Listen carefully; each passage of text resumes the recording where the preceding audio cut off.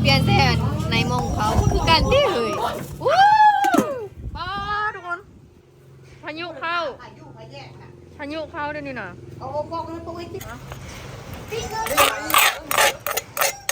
มาสาวใช้มงเข้าไปเลย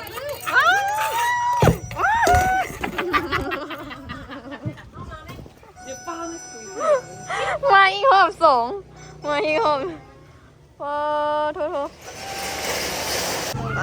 มาเด้อทุกคนเด้อลงมือเด้อวันนี้นะ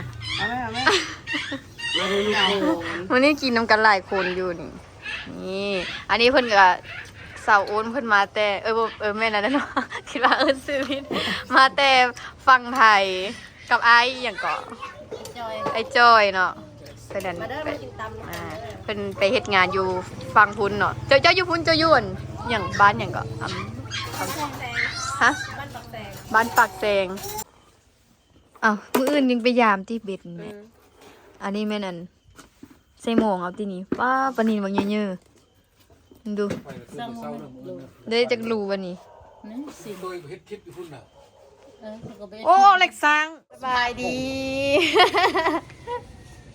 อ้าวหากันยังน้อยนึงสบายดีเพิ่งอายสบายดีเด้อทุกคนยินดีต้อนรับเข้าสู่ช่องติ๊กสาวลาวลองซานเด้อมื้อนี้สิมากินอันคิดว่าอยากกินตำไม่เจ็บหัวบดมือเลยเจ็บหัวข้างเดียวนะสงสัยแบบเป็นไมเกรนนะเป็นตลอดกว่าเจ็บหัวข้างเดียวว่าเข่าข้างเดียวเจมเจ็บเบื้องเดียวเจ็บเบื้องเดียวลุงผัวฉันโดนมักเป็นดอกว่าคิดหรือว่านอนบนรับหรือว่าคิดหลายเรื่องอย่างพุ่งแหละแล้วรับแล้วรับแล้วเจ็บ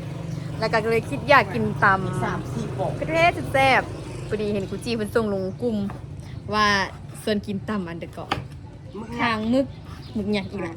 คางมึกเนาะตำคางมึกก็เลยว่าอันหมูอีกผู้หนึ่งก็ว่าอยากกินน้ำมันแล้วพากันสั่งจักโลนะโลนึงจ้าสั่งคางมึกโลนึงสั่งคางมึกโลนึงเอามาตำใส่ข้าวปุ้นข้าวปุ้นนี่แม่ค้ามาส่งถึงที่เลยนะ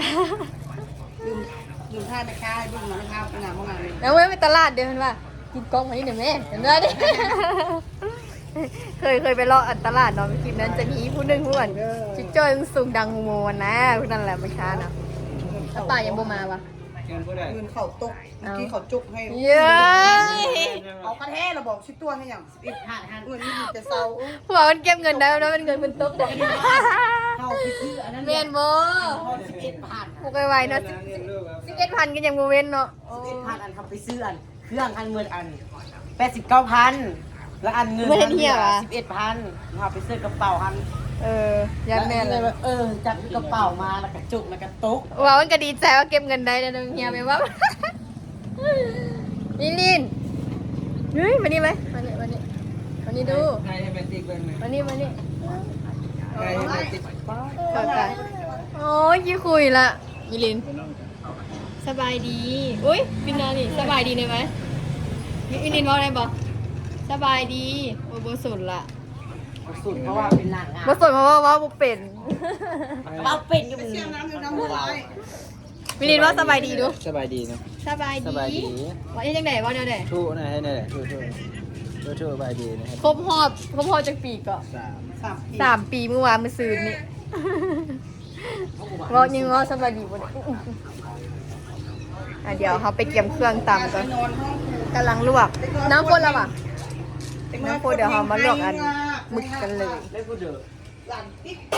อันลวกคางมึกนี่แซ่บเด้มันนุ่มๆมากมันนุ่มๆมันส้มเพิ่มมากกันดิส้มข้าวเดียวกับมดกันเอาปีเป็นคุจีต้มน้ำเอาฟดละเด้อันมึกดูเสือมึกเด้วันนี้อันที่มาลวกอันมึกเลยว้าวกะปิจะไปใส่เวลาเมื่อไหร่นี่เนี่ยเจ๊ทำเอาอยู่กะปิเธอก็ไม่ได้ไปติดตามเมื่อไหร่แต่ก็เห็นบอกกะปิ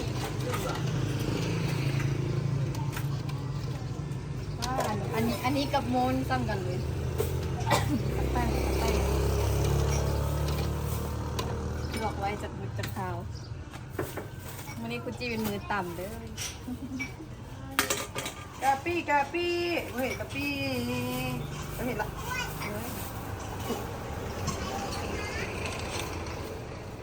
ว่าหากับกล้วยไม่หรอเราพอดีมันจะเกิด ว้าจีมันก็ดินแห้งแล้วอ่ะโผล่น้ำเอามาละมันทองให้น้องกินนะวันเอาโผล่น้ำมา เผ็ดกระเทียมเป็นนวลสาร เอาโผล่น้ำอยู่ตรงนั้นควายขนาดจะติดน้ มาแล้วแม่กำลังยั่วอ้าวบุดีจังไดมึงฉันมูเข้ามาหมดแล้วจังนะเขาจี้กูเด้อ ำพ่อซื้อเป๊ปซี่เหรอ เนาะกูบอกมันเสื้อ โคจี เขาจี้บันเทาแต่เมื่อคืนมันลืมอ่ะจำ ก็เดิน หมดกันเป็นแล้วน่ะสุดแล้วนะโดนเติบเลยดิเอาเลยเยี่ยวอุ้ยเสียดายเด้ ไม่ได้ค้างเลย ข้างอย่างนั้นอุ้ยไม่เห็นจังนั้นก็เก็บมาใส่นี่สับป่ามาหมดแล้วเด้อว่าซะเมื่ออื่นมันจะไปเบิ่งสมัยอยู่นี่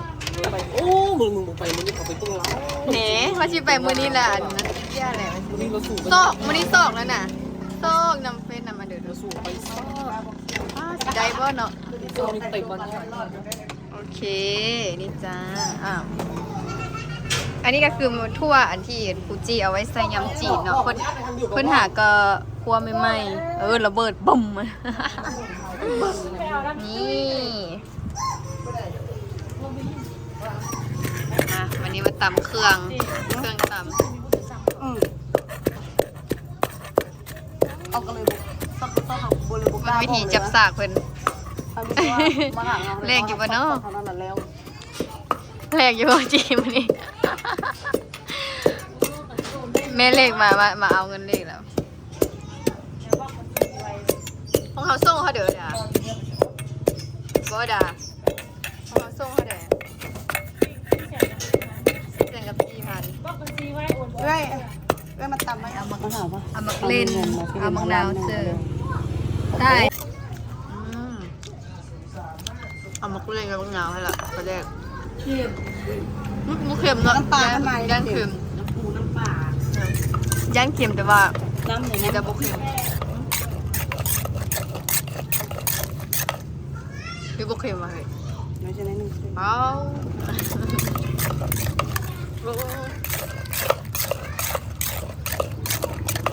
นั่นละนั่นเลยสาวอ่ะ เอาไหม สาวอ่ะหรือว่าใส่คุ สาวอ่ะใส่นี่หรอ โอ้ย ได้ โอ้ย น้ำมันจะยาก ใส่กระปุ้นดีดมานี่เลย เดี๋ยวเพื่อนอ้อม เอาน้ำดื่มเนี่ย เอาไว้เพื่อนล้ำมาแล้วอ่ะเอาคู่น้ำบ่ม หวังเลยชีสาวแซวเพราะว่าตำเจ้าคุกย่ามันโมเบิร์ตว้าวใส่เส้นแก้วอีก นิดนึงมันถึงจะอร่อย ว่าซะมาด้วยตำบ่ผมมีแป้งนัวกับโบแซ่บลืม ลืมฮะเข้าซะเลยป้า300พอดีจี300พอดี ทำน้ำสลัดตัว น้อยตี้เนี่ยกะทิ ใส่นี่กันน้อยน่ะ โบหยวกคนนี่นะ เนี่ยซ้ำเยอะบ่แซ่บซื้อซ้ำเยอะ เปลี่ยนเปลี่ยนแซ่ในมงเขาคือการที่เฮ้ยว้าวป้าทุกคนพายุเข้าพายุเข้าด้วยนี่น่ะ เอาปอกกันปอกไอ้กิ๊กกันเลย พายุอันเดือดคือว่ายินเมฆว่าอยู่ป่ะ มาไหมญี่ปุ่นลาบนี่เนาะมาแม่ ฝุ่นโทษทุกคนขี้ฝุ่นเนี่ยนะว้าบมาบันหนึ่งเลย เอาติ๊กมาได้กี่พัน นั่นแหละมันยังมีขี้ฝุ่นอยู่ที่มาสาวใช้หม้อหุงข้าวไว้แบบว้าว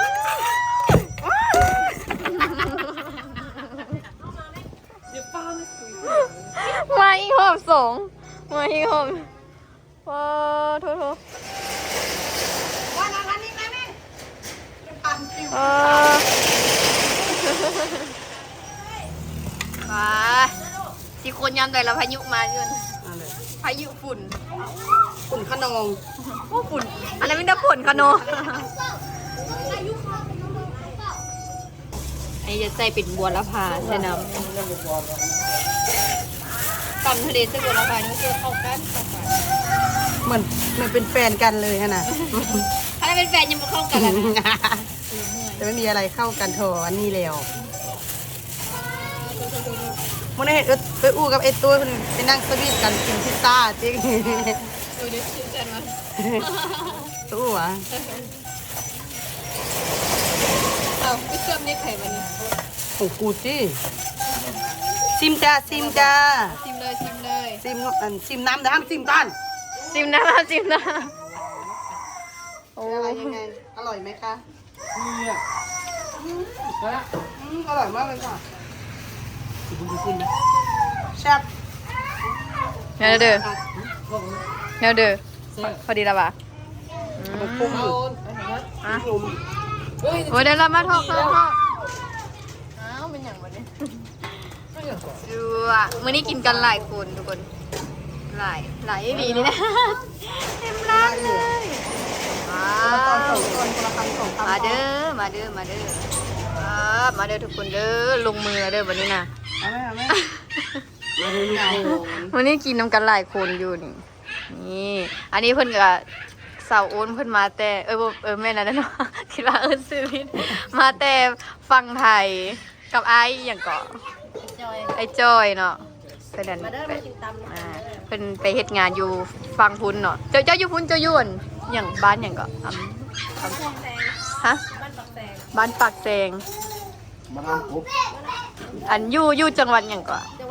อุบลวะโอ้เรามาแต่อุบลเด้อนี่นะมากินตามน้ำกันเด้อป้าดเป็นอะไรรสชาติแซ่บแซ่บ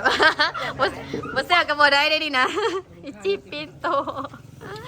เอาเดี๋ยวขอตัวกินจะคำสองคำกันทุกคนบ่มีขาดตั้งกล้องเลยยังซอกบ่ได้นะยังบ่เจอตัวถึกใจเธอ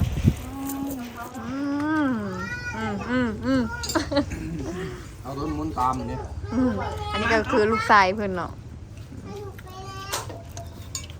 ตอนนี้ก็มานั่งประจำที่กันทุกคนเลย หลังจากไปกินตำกินแป๊บเดียว2 3 4 5คำบด หลายคนเลยหลายคนกินน้ำกันแล้วแซ่บๆอย่างกับกินปุ๊บเนาะแป๊บเดียวเบิดกินแล้วก็ออกมานั่งขายเล่นต่อห้างเบาตันก็ยังว่าได้ปิดมื้อนี้นะพายุเข้าเลยนี่นะเบิ่งนี่เนาะอยู่ๆแลฟ้าลมฟ้าบดแล้วก็ฟ้าลมพายุฝุ่นฮะนะฟ้าบึงฝนที่ฝุ่นฮะนะฟิวปุ๊บเลยเข้าห้างอีจี้เครื่องขายกำลังสั่งทีเลยเนาะ พอดีถ่ายคลิปไปอยู่ตอนนี้ก็ยังฟ้าลมอยู่ในนี้ไหมสภาพอากาศวันนี้นะท้องฟ้านี่มืดครึ้มเลยเมืองข้างหลังคือฝนสีตกเนาะยามนี้แม่นั่นยามต้นเดือน3นี่มักมีพายุเข้าเลยประมาณเดือน3นี่นะต้นเดือน3นี่มันมีพายุเข้าผู้ใดจัดงานแต่งงานโด่งงานอย่างกะเสี่ยงงานแบบว่าพายุเข้าคือจังซี่เด้เนาะคือสิเปียกเบิดดองกะใกล้ๆเข้ามานี่แล้วทุกคนวันที่1 เดือน 3ยังว่าขอภาวนาให้มันบ่มีพายุเข้าเนาะเบิ่งแต่ผมปุ้งไม้กันหลายมื้ออื่นสิไปสอบเบิ่งเสื้ออยู่เสื้อใหม่แบบโศกซื้อแล้วมันบ่ได้มันบ่มีตัวถูกใจเว้ยเนาะช่วงนี้ดองมันหลายสิไปเบิ่งอันวันฮานเซาอยู่นี่นะอยู่ไกลๆนี่อยู่ฝั่งวันปลายแดงๆนะเห็นบ่มื้ออื่นก่อนมื้ออื่นสิมาเบิ่งมื้อนี้หั่นเห็นโมเห็นเวียกอยู่มีไซเนี่ยแล้วก็จะมาคนมาเบิ่งเสื้อใหม่ขนาดหลายเพราะว่ามันมีดองมีงานหลายดอกย่านเฮาไปซ่าแล้วเฮาว่าจะบ่ได้ตัวงามว่าสิซะเดี๋ยวมื้อนี้ก็สิได้ขายบ่เนาะก็สิได้นั่งท่าลูกค้าอยู่นี่แหละถ้าฝนสิลงมาตอนใดคันฝนลงมาเขาก็ย้ายเข้าไปในนี่ย้ายเข้าไปในห้างบ่ปานนั้นเนาะเย็นดีอยู่มันสวยแบบคนฮ้อนความอุบความเอาอะนะโอ้ ฝนตกแล้วจ้าเมื่อกี้พายุเขาได้เอาก้อนหินมาเต่งอันนี้เริ่มตกปะแปะปะแปะปะแปะละอะไรวะตอนนี้ก็มาเหือนกินข้าวแล้วอีพอหากระเป็นใส่เบ็ดมาลืมปรับอันไหมได้ปลายมื้ออื่นยังไปยามที่เบ็ดแม่อันนี้แม่นั่นใส่หมองเอาที่นี่ป้าปลานินบางเยอะๆมึงดู เศร้าเศร้าเลยมึง ได้จากรูวันนี้ นี่สิ โดยเฮ็ดคลิปอยู่พุ่นน่ะ มันก็ไป โอ้เล็กซังไปบอกนี่เบิ่งดู ทัน โอ้ได้โลเก้าพุ่นน่ะว่าแม่นโลสี่เนาะได้โลสี่ป้าตัวบางเย เอา อะ ไป ๆไอ้ต้อยเป็นอีพ่อสวงมื้อนี้ เพิ่นก็ไปก้อนว่า ฮะ เพิ่นไปก้อนว่าซัด ไอ้ต้อยไปก่อน ละ เอาไปกับผู้เดือเพิ่น ติดหยัง เพิ่นไปติดนกว่ะ ไปบ้านเพิ่น นี่อีเมซีดอันเฮ็ดหยังกินนี่ จ้าสวอเขาจะต้มย ป้าเด็กกว่านี้ต้มยำ ำ ต้ แก ม ง ย ส้มก็แล้วตัว ำสิจนกินข้าวอย่างเรียบร้อยแล้วมื้อนี้เม็ดแกงผักกาด กินข้าวมืดแล้วว่าไปนอนเนาะก็บ่ได้จ้องอันกินเลยเนาะเอ็ดน้อย มีแต่อันครัวสิ้นหมูแล้วเพิ่นสิกินบ่ คั่วหรือลาบอันนั้นก้อย จักมันละ พอดีหากินข้าวอิ่มเมื่อกี้เลยอีพ่อมา ถามอีเมลว่าอีพ่อไปนอนว่าซั่น ฟ้าลมเพลงละมา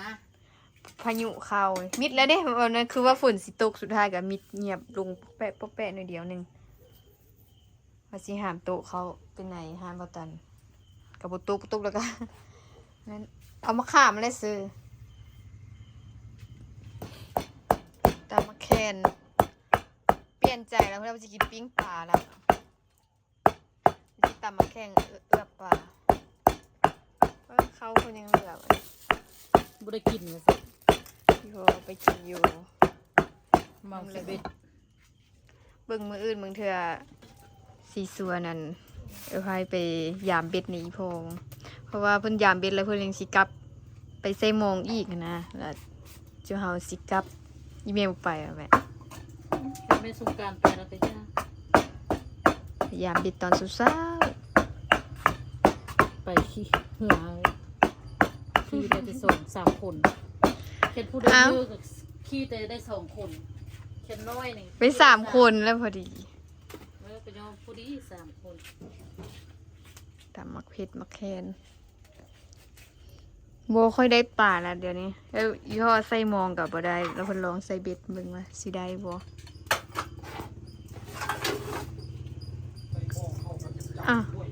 สิปิ้งหมดซะบ่แม่ บ่ปิ้งเลย คือบ่เอือบหมด เอาไว้นี่ซื้อ ใส่เกลือเอือบเกลือเป็นนัว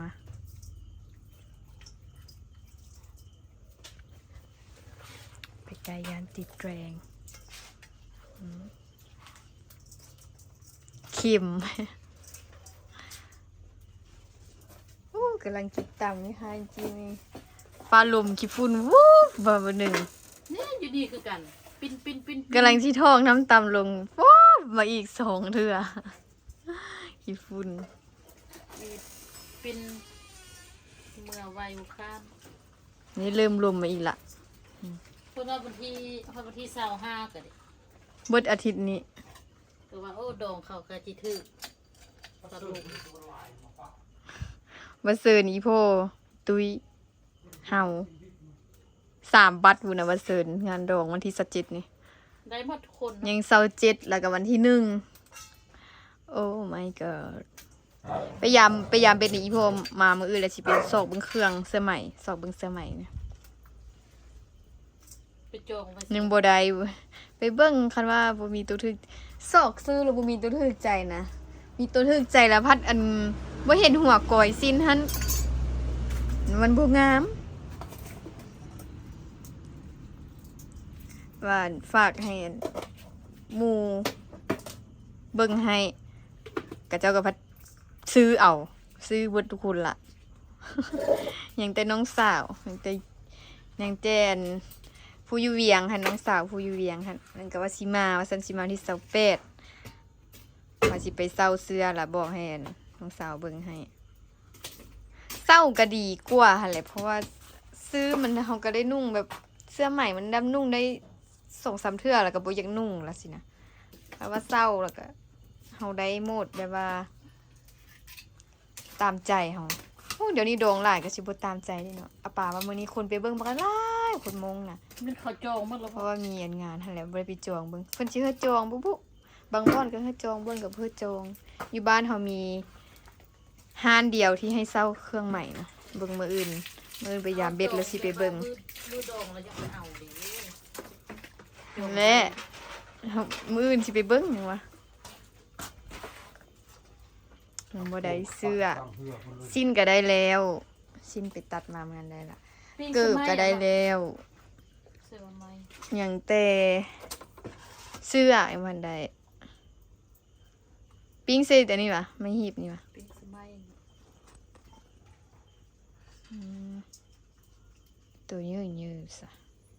คือปิ้งเซแต่เล็กเล็กหั่น แดนติดเป็นเสื้อเล็กแดน อีเมตัดเป็นตอนเป็นตอน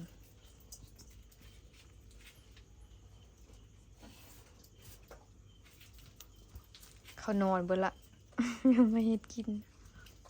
หากยังบ้านอาบน้ำอู้น้ำซังแห้งนะสิซักเครื่องก็ยากเซียนไปซักน้ำซานกับคุณบ่คุณนี่ก็เจ้าคบหินคบทรายอยู่ถึงนั่นเปื้อนไปซักงานผู้นั้นผู้นี้นี่ตายแล้วน้ำกับโดนๆนั่นได้เปลี่ยนกันอาบได้น้ำมาได้แล้วก็เปลี่ยนกันอาบบ่ได้อาบตอนแรงกับถ้าอาบมื้อตอนเช้าบ่ได้อาบตอนเช้าก็อาบตอนแรงเปลี่ยนกัน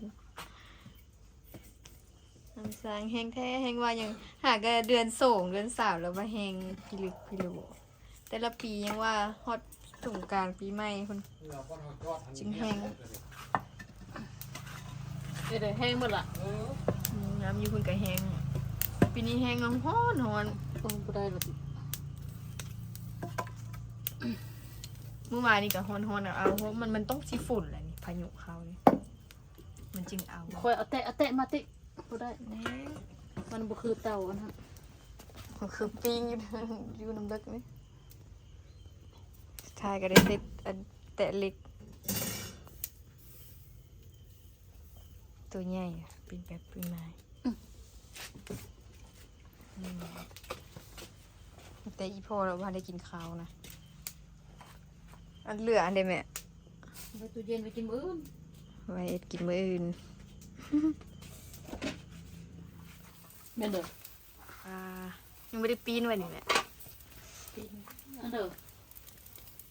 ไปเชื่อเรายังบ่สุกเนาะเอาฝามองหัวมันจึงสุกไวอันปลาสุกละฮ้อนๆเดี๋ยวอ้าวอันนี้คิดว่าบดละควายเพื่อนหอมแข็งนะปิ้งปลาแค่มาหอมคือมันไหม เอาไว้ดีนะเข้าไม่อุ่นนะ ตู้เย็นนะ เรือมันจะไป มันยิ่งพอกินเพราะว่าอิ่มละโขงอะ